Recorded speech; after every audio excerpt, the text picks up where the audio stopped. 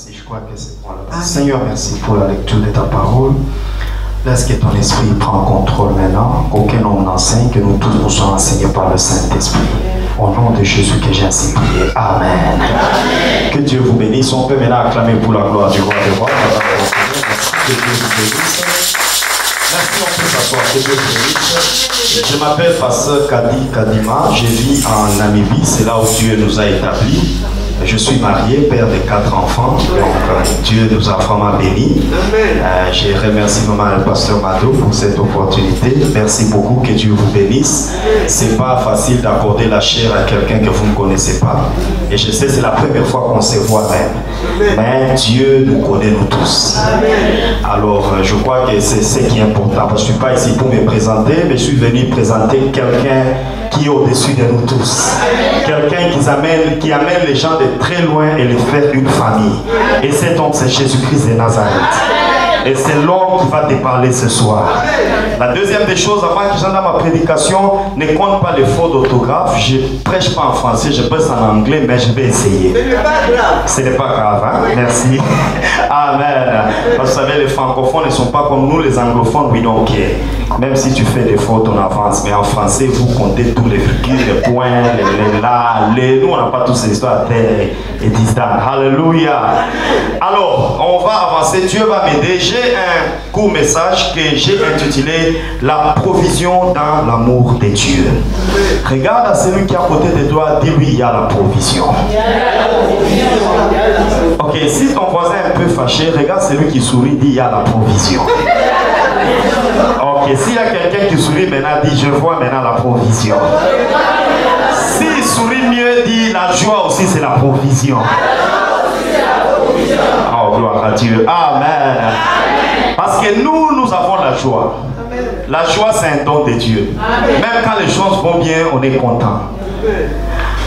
La Bible dit, un jour, Jésus passait avec ses disciples. Il trouva un homme qui est né aveugle. C'est-à-dire, depuis sa naissance, cet homme n'a jamais vu. Il est né aveugle. Il n'a jamais vu. Tout ce qu'il voyait, ce n'était que les ténèbres. Ses disciples lui posaient une question qui m'amenait toujours à réfléchir. Il lui demandait qui a péché pour que cet homme soit né aveugle. Cela implique qu'il y avait la possibilité que le péché pouvait causer l'aveuglement. Parce qu'il n'y a pas moyen qu'il pouvait lui demander qui a péché s'il n'y avait pas la possibilité. Mais Jésus lui a répondu, ce n'est ni ses parents, ce n'est ni lui, mais il est né aveugle afin que la gloire de Dieu se manifeste. Quelqu'un me dit un amen à bien. Dites un amen convaincant. J'aimerais dire ceci en commençant. Être né aveugle ne veut pas dire mourir aveugle. Tu peux être né aveugle, mais tu ne vas pas mourir aveugle. La condition de ta vie est déterminée à changer. Quelle que soit ta naissance, quelle que soit ton origine, je t'annonce que si tu es dans les plans de Dieu, si l'amour de Dieu est sur ta vie finira par changer. Il est né aveugle, mais il n'est pas mort aveugle. Je ne sais pas comment tu es né, mais j'aimerais te dire, le changement sûrement arrivera dans ta vie. Il y a des conditions dans la vie, ça paraît comme si ça ne changera jamais. Mais j'aime la réponse de Jésus. Jésus lui répond, il est né comme ça, afin que la manifestation de la gloire de Dieu. C'est-à-dire sa naissance aveugle avait une mission derrière ça. Quelqu'un me dit un amen. Dans l'amour de Dieu, il y a ce qu'on appelle la provision divine. Des fois, Dieu peut te faire entrer dans une situation que tu ne comprends pas maintenant, mais seul lui sait pourquoi il t'a fait traverser là. Parce qu'il est le Dieu qui a plusieurs systèmes. Ce que nous on appelle des voies droites, lui il peut faire ça comme des chemins compliqués, mais à la fin tu comprendras que c'était pour sa gloire. L'aveuglement, c'est un état là où tu ne vois rien. Mais ce n'est pas nécessairement physique. Tout le monde que tu ne contrôles pas, tu es aveugle dans ce monde-là. Je vais répéter ça. I know it's better in English. Every world that you can't control, you are blind in it. J'aimerais dire ceci. Je suis pasteur, d'accord, je suis pasteur. Depuis maintenant 21 ans. Mais si tu me mets devant un économiste, je suis aveugle devant l'économie. Mais si tu mets l'économiste devant la Bible, il est aveugle devant la Bible. Parce que chacun a son monde là où il a la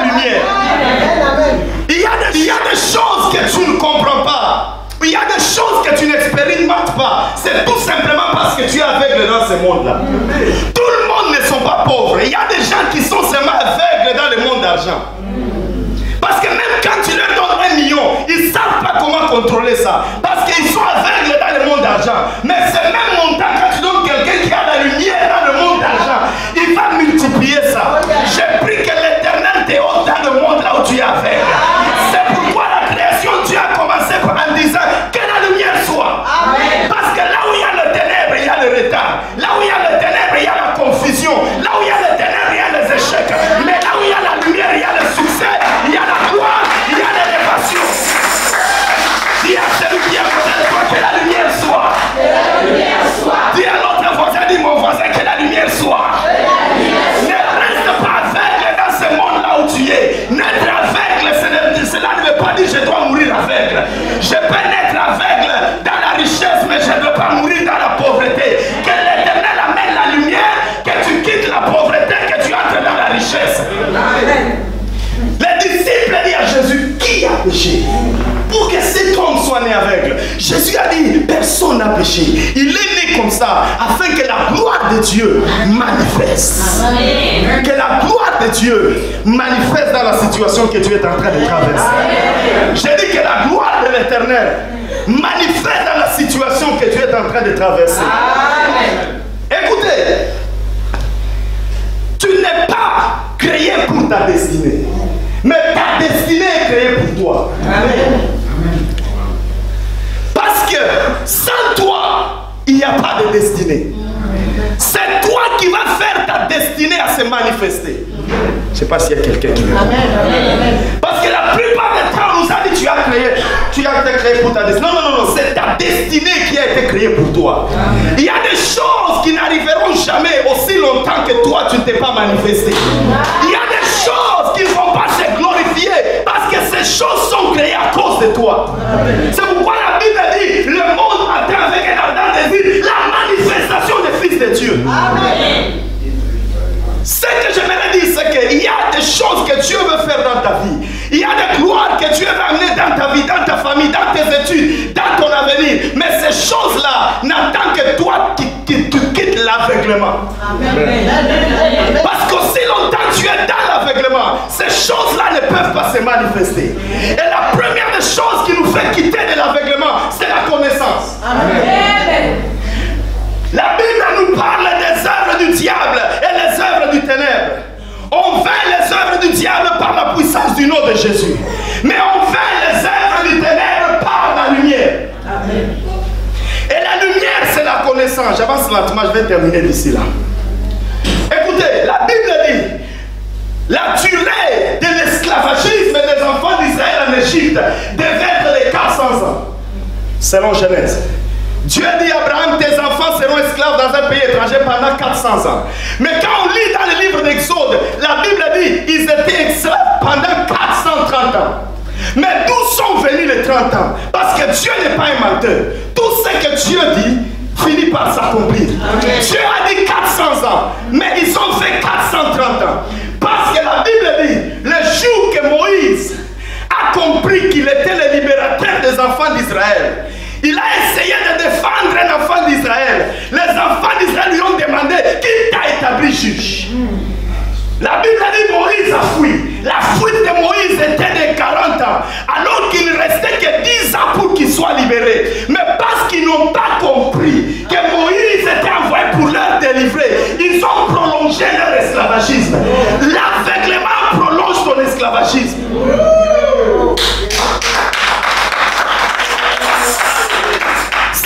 Tu ne comprends pas, te détruira. Il y a des gens qui ne sont pas délivrés pas parce qu'on n'a pas prié pour eux, mais parce qu'ils n'ont pas compris qu'ils sont délivrés. Je n'entends pas un amen. C'est pourquoi à la création, Dieu a commencé en disant que la lumière soit. L'unique chose qui chasse l'ignorance, c'est la lumière. Amen. Et cette lumière, c'est la connaissance. La Bible dit mon peuple périt. Pas parce qu'il y a quelqu'un qui est en train de t'ensorceler en Afrique. La Bible dit mon peuple périt faute de connaissance. Amen. Ta destruction est causée par l'ignorance. Et l'ignorance, c'est le ténèbre. C'est pourquoi Dieu a dit que la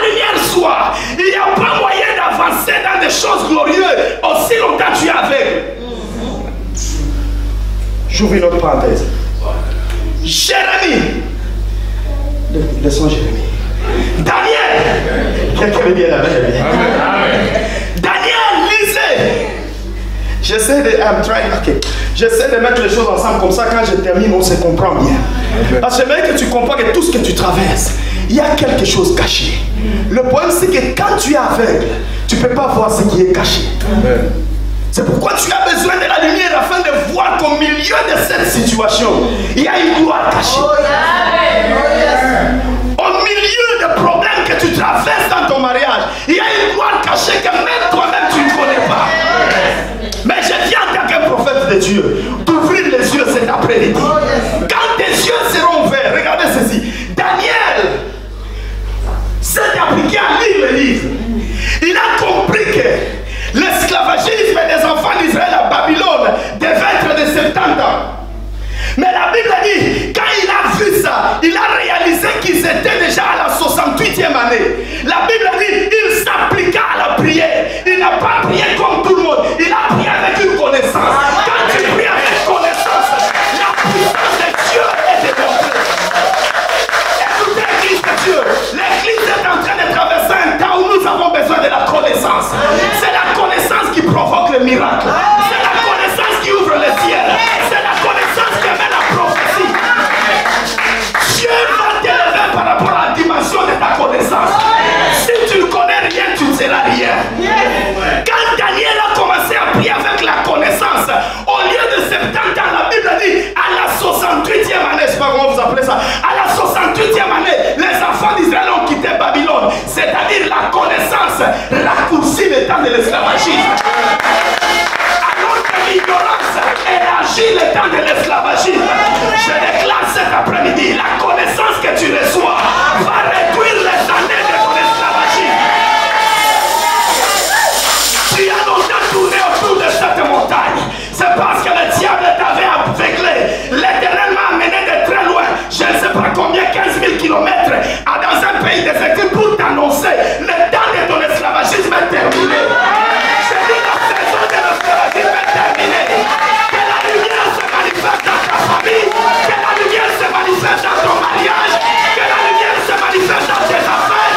Si ton amène bien, reçois la lumière. Je dis reçois la lumière. La Kariabo Shatra. Manda Rebo Sheke Yatra.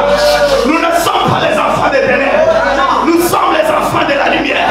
Nous marchons dans la lumière. Nos enfants marchent dans la lumière. Nos études sont des études de lumière. Nos affaires sont des affaires de lumière. Nos papiers sont des papiers de lumière. Que la lumière soit. Je dis que la lumière soit. Les ténèbres ne rayeront pas toujours. Je connais un homme, son nom c'est la lumière. La Bible dit au commencement était la parole. La parole était avec Dieu. Et la parole était Dieu. Et cette parole s'est manifestée comme la lumière. Et cette lumière c'est Jésus. Reçois la lumière.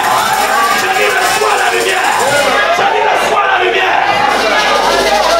L'Éternel m'a dit de te dire, les choses que tu ne comprenais pas, tu les comprendras cet après-midi.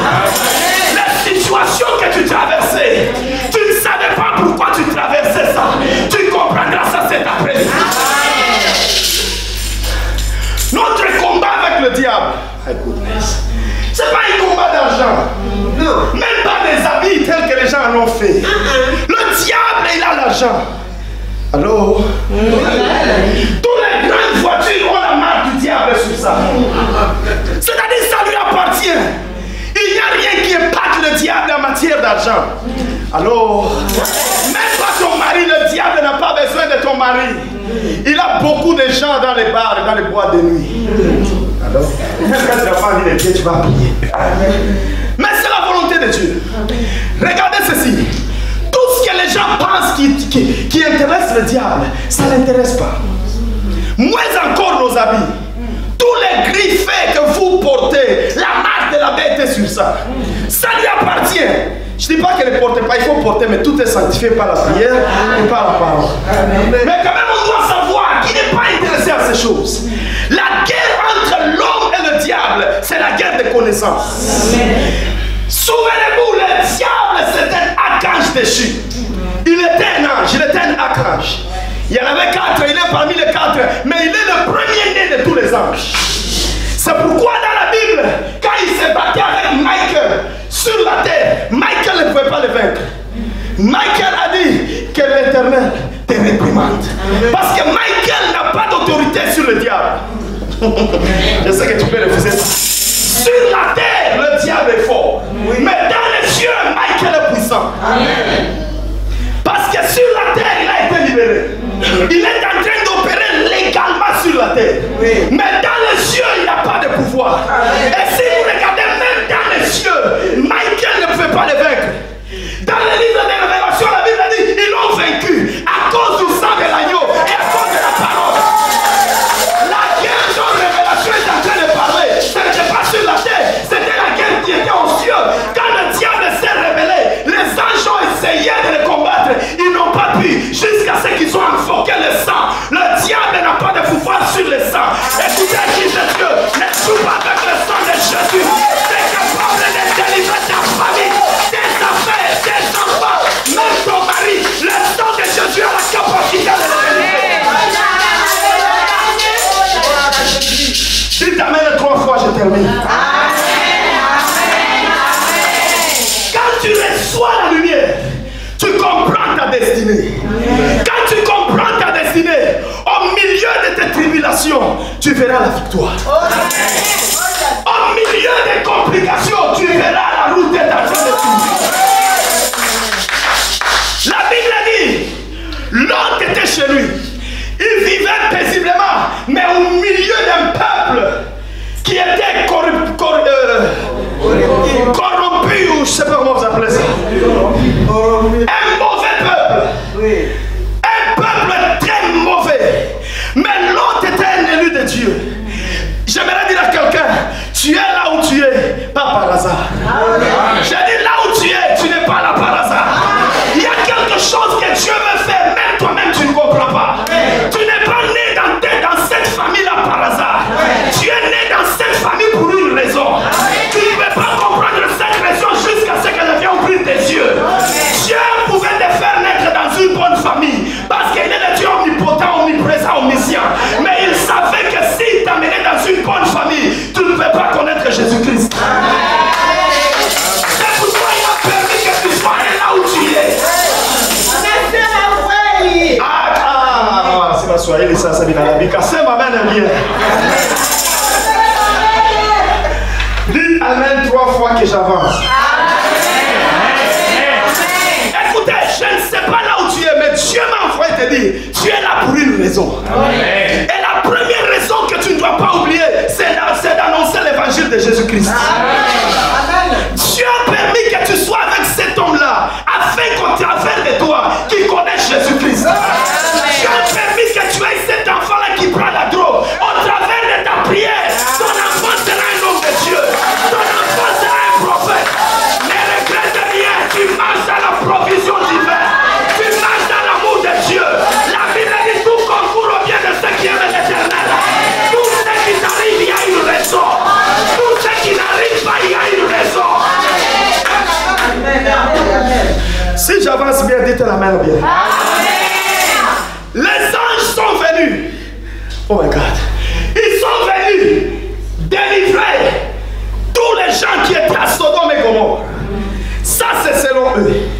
Parce que Dieu a dit, allez à Sodome et Gomorrhe, délivrez ces gens-là. Parce que le ténèbre a déjà couvert cet endroit. Quelqu'un peut me dire Amen. Je n'ai pas beaucoup de temps parce que je dois conclure. Ce qui m'intéresse, ces mêmes anges, avant d'aller chez l'autre, ils sont passés chez Abraham. Ils étaient à toi. C'est qu'on se rappelle de l'histoire. Mais quand ils sont allés à Sodome et Gomorrhe, ils sont allés à 2. C'est-à-dire l'un d'entre eux est resté. Ma question c'est pourquoi celui-là est resté? Parce que celui qui est resté, c'était Dieu lui-même. Quand ils ont travaillé Abraham, la Bible a dit, l'un d'entre eux avait l'image d'un fils de Dieu. C'est-à-dire c'était 2 anges et Dieu lui-même. Quand ils ont commencé à parler à Sarah, ils ont dit, nous reviendrons. L'ange qui parlait, c'était Dieu lui-même. Il a envoyé les 2 lui-même, il est resté. Vous savez pourquoi il est resté? Parce que c'est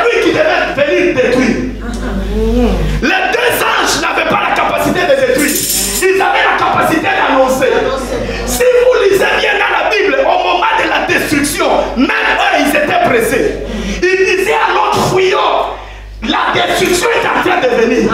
Parce que ces deux anges-là, c'est la parole que Dieu nous a donnée. L'Ancien et le Nouveau Testament. Ces deux anges-là, c'est l'image de Jésus-Christ et le Saint-Esprit. Parce que Dieu le Père, il est l'unique qui connaît le retour du Fils. Même le Fils ne connaît pas. C'est pourquoi parmi ces deux anges, eux aussi ne connaissaient pas quand est-ce que cet homme viendra. Mais ils savaient qu'il est en train de venir. J'ouvre une parenthèse en disant, bien aimé dans le Seigneur, nous ne savons ni l'heure ni le temps. Mais le message que je peux te dire, toi qui as reçu la lumière, tu n'as plus du temps. Annonce la lumière à tes frères. Annonce la lumière à tes soeurs. Parce que d'ici là, l'homme qui t'avait envoyé est en train de venir. On ne connaît ni l'heure, ni le temps, ni la saison. Mais ce qu'on sait, il est en train de revenir. Je n'entends pas une amène bien. J'aimerais que tu te lances dans une opération. Ma famille doit être sauvée. Parce que d'ici là, l'homme qui t'a envoyé reviendra. Écoutez, comment est-ce qu'on dort paisiblement?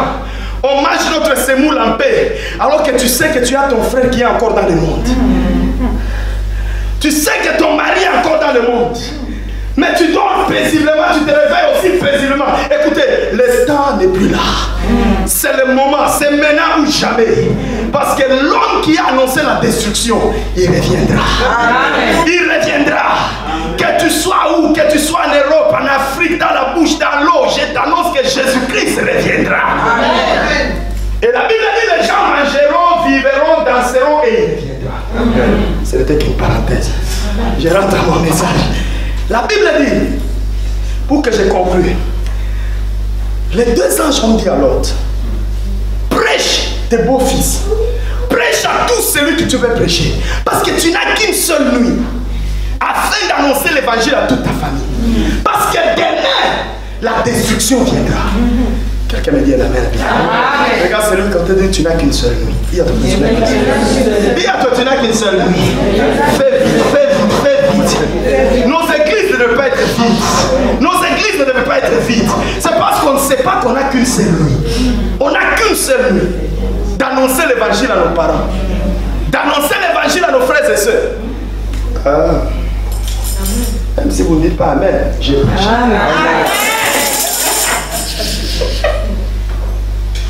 En anglais, on appelle ça the burden of the prophet, c'est-à-dire c'est le fardeau du prophète. Quand je délivre mon message, je suis en paix. J'ai dit ça. On n'a qu'une seule nuit d'annoncer à nos frères et sœurs que Jésus reviendra. Quittez la vie que vous êtes en train de mener. Rejoignez-nous en Christ. Regardez maintenant la provision divine dans l'amour de Dieu.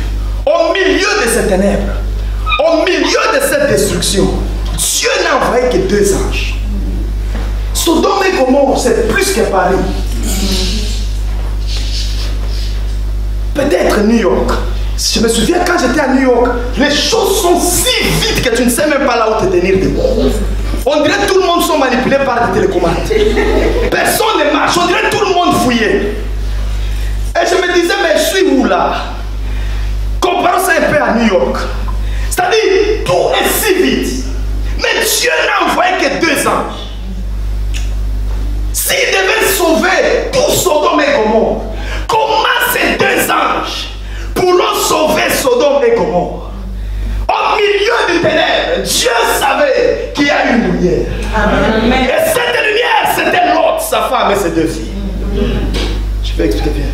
Viens, viens aussi, maman. Viens, pardonne-moi. J'ai besoin de 4 personnes. Viens. Viens, maman. Je termine par là. J'ai besoin d'une autre fille, une autre jeune fille. Une autre jeune fille. Merci. J'ai besoin de 2 frères. Non, ça va. C'est bon, ma fille. Un homme, un frère. J'ai besoin de 3 frères. S'il vous plaît, bien, merci. Il faut que vous m'aider rapidement. Vous savez, peut-être au travers de ça, Dieu veut faire quelque chose. Dites Amen, bien, Amen. Dites Amen, convaincant. Amen. Dieu permettra, on se verra encore. Ça, c'est l'autre.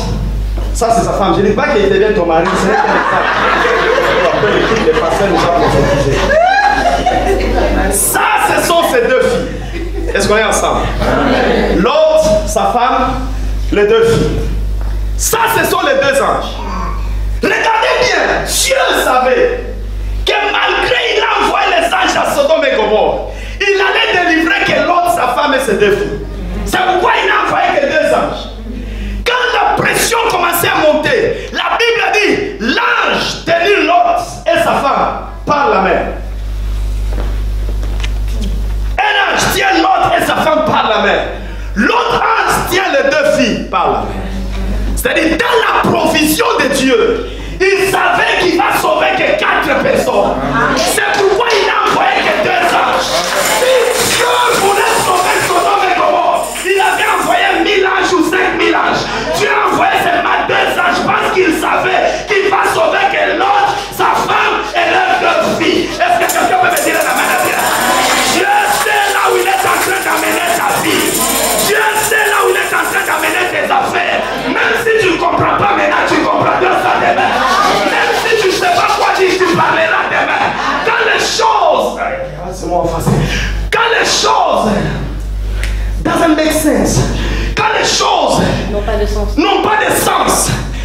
parle pas. Tais-toi. Parce que tu ne sais pas ce que tu peux dire, il peut bloquer ton avenir. Avance. Écoutez, là où tu es, Dieu sait pourquoi là où tu es. C'est dans sa provision, dans son amour. Il a permis que tu sois là où tu es. Si je suis venu aujourd'hui, c'est dans la provision de Dieu. C'est dans l'amour de Dieu. Il savait que je viendrais, je prêcherai, et toi tu m'écouteras. Celui qui n'est pas là ne devait pas m'écouter, parce qu'il n'est pas parmi les deux filles de l'autre, et il n'est pas parmi l'autre de la femme de l'autre. Quand tu comprends ces choses, ne viens pas à l'église parce que tout le monde vient. Ne prie pas parce que tout le monde prie. Moi, je prie parce que je dois prier. Je danse parce que je dois danser. Je prêche parce que je dois prêcher. J'ai prêché même là où les gens ne m'ont pas aimé, mais moi j'ai prêché. Je suis arrivé un jour au Brésil, les gens ne m'ont pas aimé, j'ai dit je vais prêcher. Je m'en fous de ce que vous pensez de moi. Dieu seul sait pourquoi il m'a envoyé là où il m'a envoyé.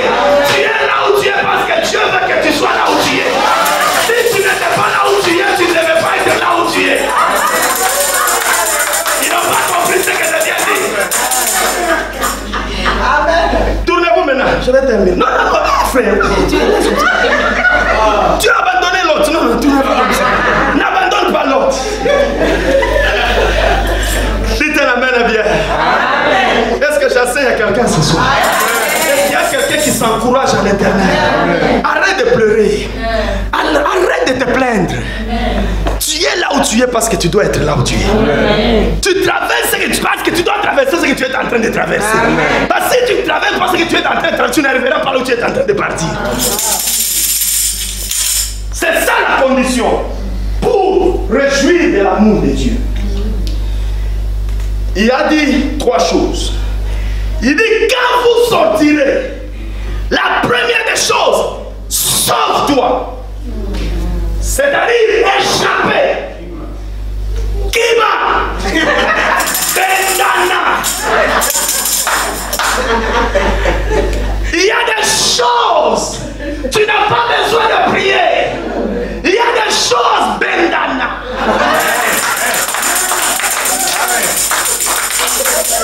Il y a des prières que tu fais, tu ne devais pas faire. Bendana.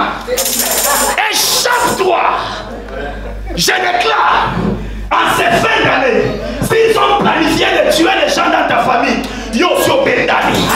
Je dis, toi, tu as échappé. Je dis, toi, tu as échappé.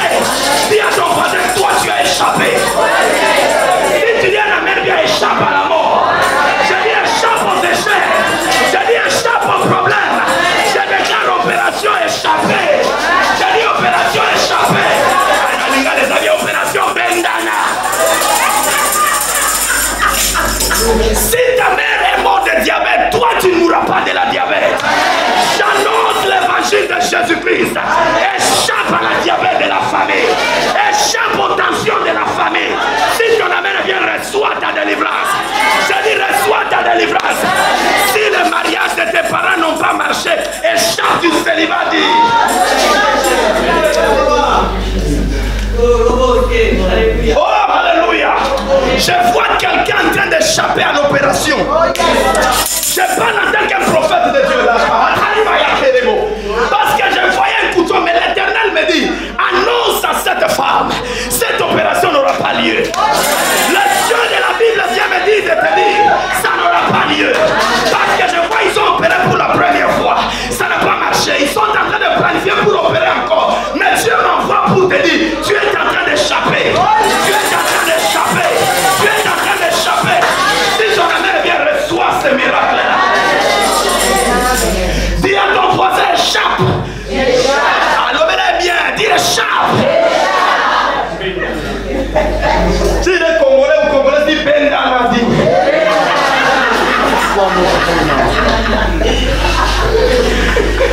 Il y a des choses, arrête de gêner. Bendana. Depuis que tu étais dans cette relation, dis, échappe d'abord, échappe. Il y a un homme qui est en train de t'attendre. Il y a une femme qui a été préparée, planifiée, arrangée, cultivée. Pourquoi? Échappe de cette relation. Ils disent pas amen. Yo, quand sans toi, je ne peux pas vivre. Il n'y a que sans Jésus, je ne peux pas vivre. Avec ou sans toi, je vivrai.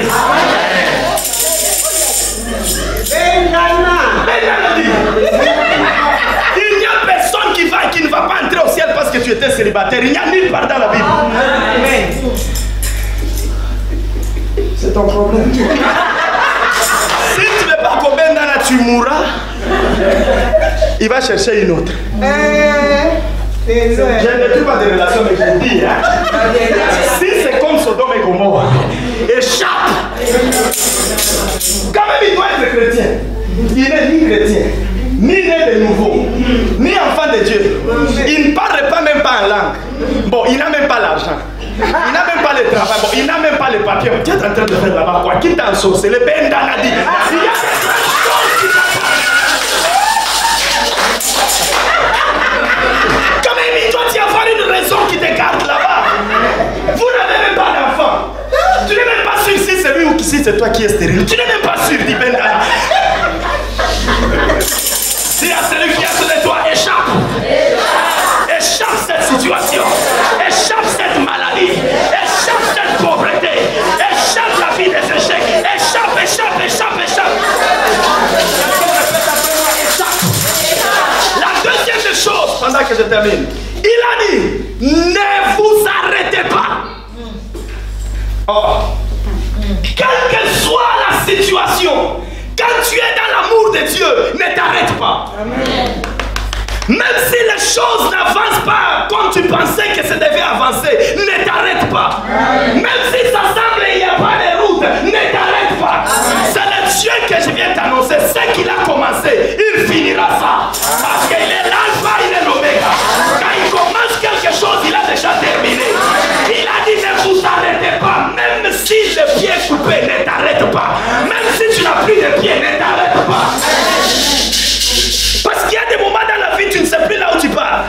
Tu ne vois plus clair devant toi. Mais j'aimerais te dire, tu es dans l'amour de Dieu. Continue à marcher. Continue à marcher. Même si les choses ne sont pas claires, continue à marcher. Tu es après Abraham, il n'a pas dit Abraham là où il partait. Il a dit Abraham, viens, je te ferai une grande nation, je te bénirai. Mais il n'a pas dit Abraham là où il partait. Parce que Dieu montrait à Abraham la voie pendant la voie. Il y a des moments, Dieu te montrera la route pendant que tu es en train de marcher.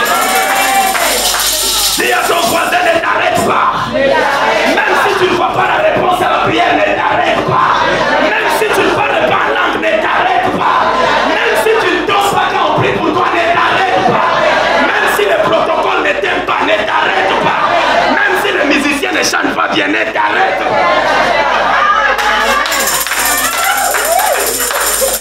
Même si le pasteur ne te salue pas, ne t'arrête pas. Quand tu marches vers ta destinée, le mot stop n'existe pas. Parce que quand tu stops, tu crées l'accident. C'est comme si elle le fait vers toi, tu t'arrêtes. Tu vas créer des accidents. Il y a certains d'entre vous qui ont créé des accidents spirituels. Parce que tu t'es arrêté là où tu ne devais pas t'arrêter. Oh là là, oh là là. Amen. Les enfants d'Israël ont quitté l'Égypte en train de marcher vers la terre promise. Mais ils ne savaient même pas où est la terre promise.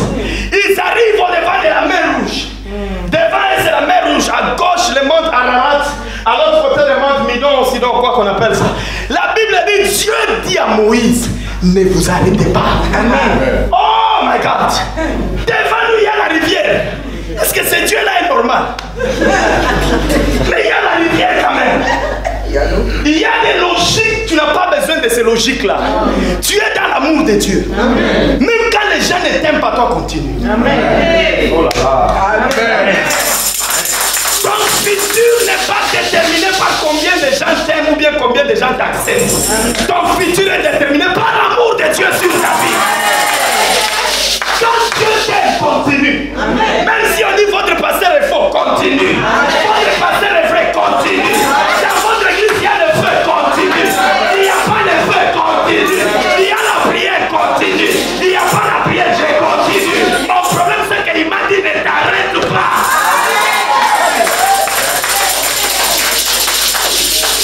Même quand tu réussis, continue. Amen. Même quand tu échoues, continue.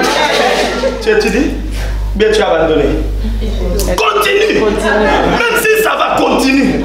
Tu as 0, continue. Tu as 1, continue. Tu as 10, continue. Je déclare opération continue. Même si je comprends, je ne comprends pas, je continue. C'est pourquoi je continue à prêcher. Même si vous aimez ou pas, moi je continue. Parce que même moi-même, je ne sais pas à qui je suis en train de parler.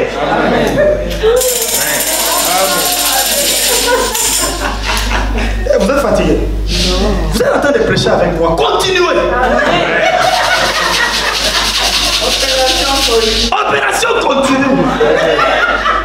Même si la prière, il y a des prières, tu pries. Je vais vous dire une histoire. Si je me souviens en 1997, à peine 99, j'ai sorti de la prison et ne me demande pas qu'est-ce que j'ai fait. Mais j'ai sorti. Parce que j'ai rencontré l'Éternel en prison. Ne me demande pas qu'est-ce que j'ai fait. J'ai rien fait. Je suis sorti, on m'a montré Dieu. J'ai compris qu'il y a un Dieu amour. On m'a dit si tu pries, il répond à la prière. Donc moi je croyais que tu pries, il répond à la prière.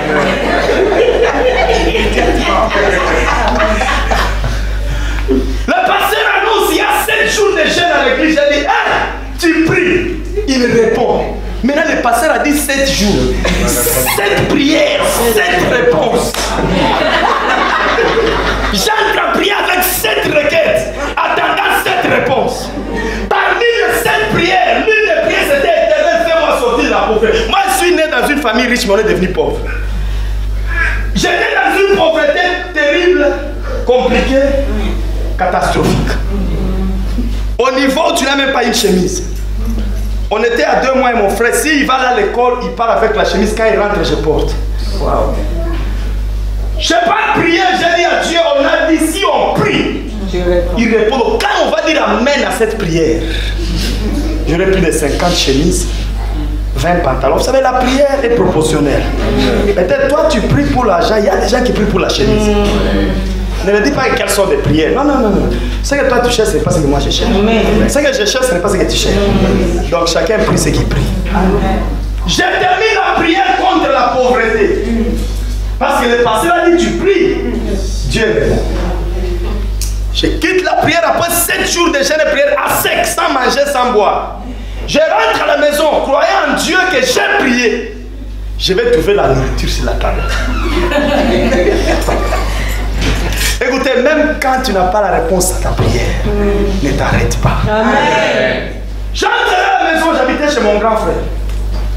Parce que mon père est mort quand j'avais 4 ans, je ne l'ai pas vraiment connu. J'entre chez mon grand frère, je dis, ah, grand frère, on a prié. Oh, Dieu, vraiment, j'ai senti l'onction. Pour la première fois, je suis tombé. Il m'a dit, ok, c'est bien, maintenant va te reposer. Il n'y a rien à manger. Ah, on croyait que votre prière, c'est pour 10 jours, on a déjà mangé. Vous n'avez rien laissé. Non, non, non, il n'y a rien. Donc il faut attendre quand même demain si Dieu nous fait grâce. Pas si il y a la... Si Dieu nous fait grâce, vous allez manger. J'ai prié. On m'a dit que si tu pries, Dieu répond à la prière. Mais même à manger, je n'ai pas trouvé ça à la maison. Je me suis dit, j'ai dit, c'est Dieu n'écoute pas la prière. C'est quand Dieu a commencé à m'enseigner que même quand vous ne voyez pas la réponse à vos prières, ce n'est pas que moi, Dieu, je n'ai pas prié. Des fois, vous êtes aveugle quand je réponds à la prière. Écoutez bien aimé, même quand les choses ne répondent pas à la façon dont tu attendais, continue. Amen. Continue. Amen. Maintenant vous là, continuez. Amen. Pendant qu'il marchait, la dernière condition pour expérimenter l'amour de Dieu. Allez, vous marchez vite, attendez. La dernière condition, ne regarde pas derrière. Ne regarde pas derrière. Ne regarde pas derrière. Ne regarde pas derrière. Non seulement échappe, non seulement ne t'arrête pas, ne regarde pas derrière. Parce que ce que Dieu va faire est au-devant de toi. Amen. Ce qui est derrière toi, c'est déjà passé. Amen. Imaginez-vous ce que nous tous, on n'a jamais imaginé. La femme de l'autre, beloved wife, sa femme, son cœur, côte, comment vous dites ça? L'os de ses os, comment ça vous dit ça? Son chocolat, son tomate, tout tout ce qu'il pouvait l'appeler à regarder derrière. Imagine-toi, tu marches avec ta femme, elle regarde derrière. Alors qu'on vous avait dit ne regardez pas derrière. Quelle sera ta première réaction? Tu vas regarder aussi derrière. Non seulement il était en danger parce que les filles ont vu que leur maman est devenue une montagne de sel. Elles ont vu. Maintenant, l'ange a dit, je vous ai dit, ne regardez pas derrière.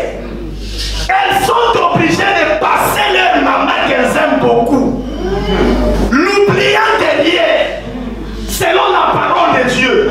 Écoutez, quand tu veux expérimenter la gloire de Dieu, ne regarde pas aux événements passés. Que ce soit des bons événements, ne regarde pas derrière.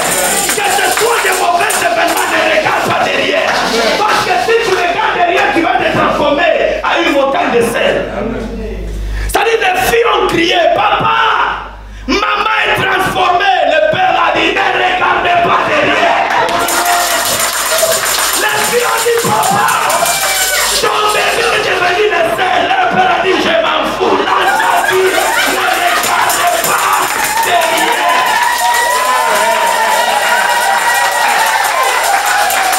Même si on t'appelle, on te dit ton ancien copain est devenu ministre dans le gouvernement de Tshisekedi. Ne regarde pas derrière.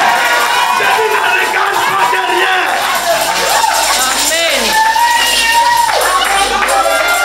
Écoutez, avance là où tu es en train de partir. Là où tu pars, il y a la gloire. Là où tu pars, il y a la bénédiction. Là où tu pars, il y a la joie. Ne vous souvenez pas des événements passés. Dieu est en train de faire quelque chose de nouveau. Quelqu'un vous dit de rentrer, ne regardez pas derrière. Reçois la bénédiction, ne regardez pas derrière. Je dis rentrer, ne regardez pas derrière. Ne regardez pas derrière. Je termine ma prédication en disant, l'amour de Dieu va t'amener là où tu pars. Ne regarde pas derrière. Ne t'arrête pas. Continue à marcher.